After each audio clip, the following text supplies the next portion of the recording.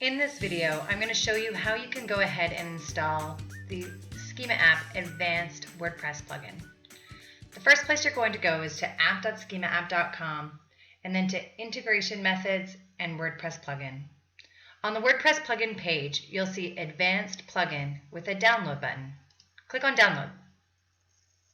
This is going to download the zip file that will extend your current Schema app structured data plugin. Next, you're going to log into WordPress. Navigate to Plugins, and the first thing you want to check is to make sure that you have Schema app structured data plugin installed, since what we do is we build on top of that. So you can see the Schema app structured data plugin is listed here. Next, what I'm going to do is I'm going to scroll to the very top and I'm going to click on Add New.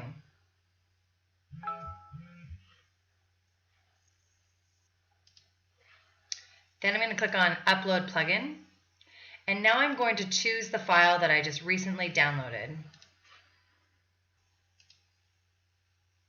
You can see that the zip file is called Schema App Advanced. So I'll go ahead and open that. Then I'm going to click on Install Now.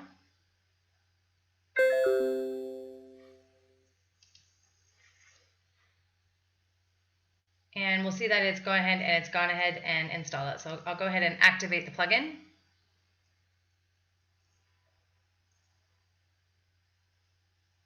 Excellent, and it should now be all active. It is looking for here, your license is not active. You can ignore that for now. What it's going to do is it's going to check periodically if you have a accurate account ID. What do I mean? You're going to actually look for this account ID here and whether that's active in Schema app. Then you'll want to go ahead and you'll see that this is the main Schema app settings. And now what you're going to see is you'll see WooCommerce and the rating widget here. As we add new capabilities, you'll see the new different tabs appear. In my next videos, I'll go through how to set up WooCommerce as well as the rating widget, and you'll see additional videos on the page as we add new capabilities.